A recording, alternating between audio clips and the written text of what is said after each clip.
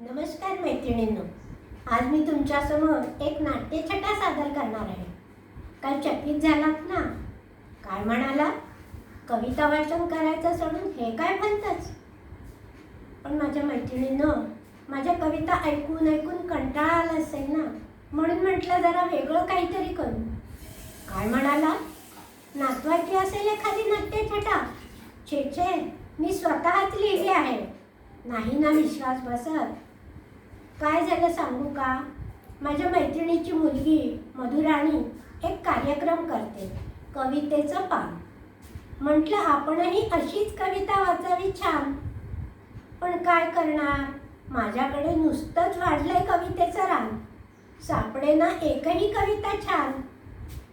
मग म्हटलं नाट्यछटाच करू सादर. काय म्हणाला? नाट्यछटेचं नाव काय? अगं बाई, नाव द्यायचं विसरलेच की मी माझ्या कवितेला नाव देत नाही ना, म्हणून माझ्या लक्षातच आलं नाही. आणि नावात काय एवढं? आणि तुम्ही ऐकल्यावर ठेवालच की. काय म्हणाला? नाट्यछटा वाचायची नसते, पाठ करून सादर करायची असते. अहो, पण पाठ करायला वेळ हवा ना. मी आत्ताच तर लिहिली आहे ताजी ताजी, मग पाठ कशी होणार एवढ्या? आता वय झालंय ना. काय म्हणाला? अवघे 550 वयमान. छे छे, आत्ताच तर 60 शांती झाली की. खरं सांगू का, आपलं वय झालंय हेही विसरायला होतं हल्ली. बरं जाऊ दे. तर काय बरं म्हणत होते मी? बघा, हे असं होतं. मी की नाही आता कविता लिहायची नाही असं ठरवलं. त्याचं असं झालं, मी एका कार्यक्रमात माझी कविता वाचून दाखवली. तर एक जण मला म्हणते, कशी ही कसली कविता? याचं स्वरूप म्हणजे आखो देखा हाल. मी म्हटलं तिला, ते तरी लिहिता आलंय ना. गद्यात लिहिलं की परीक्षण म्हणून लेख छापतात आणि पद्यात लिहिलं की काव्य किंवा कविता म्हणून छापतात. आखो देखा हाल असलं म्हणून काय झालं? त्यालाही महत्त्व आहेच. क्रिकेटच्या मॅच इतकीच कॉमेंट्री पण महत्त्वाची असते. गाण्याच्या कार्यक्रमाला गाण्या इतकंच निवेदनालाही महत्त्व असतंच की. बरं जाऊ दे. खरं सांगू का, मला ना कविता लिहायची होती, पण सुचलीच नाही. एखाद्या वेळेस आपला कार्यक्रम झाल्यावर सुचेलही, पण नकोच. परत म्हणाल आखो देखा हाल, नको ग बाई. अहो, कार्यक्रमाचं सांगायचंच राहिलं.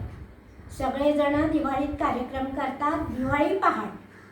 पण पहाट म्हटलं की खूप लवकर होतं ना. हल्ली काय आहे, लवकर कोणाला नको असतं. सगळं आरामात उशिरापर्यंत चालू असतं.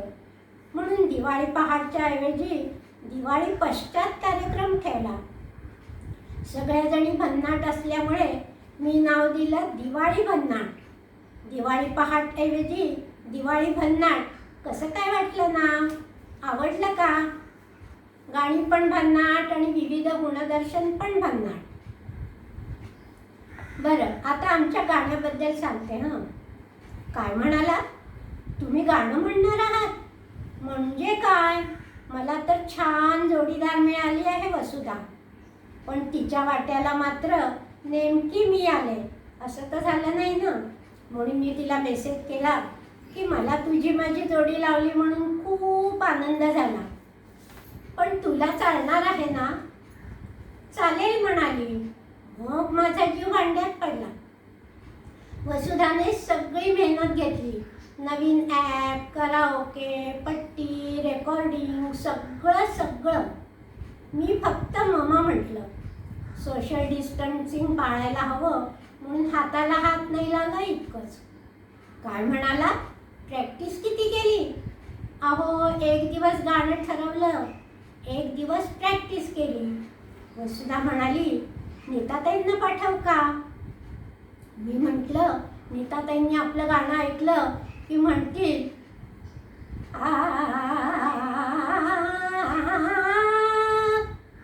पहिला आलाप कुठला, पहिला आलाप कुठे.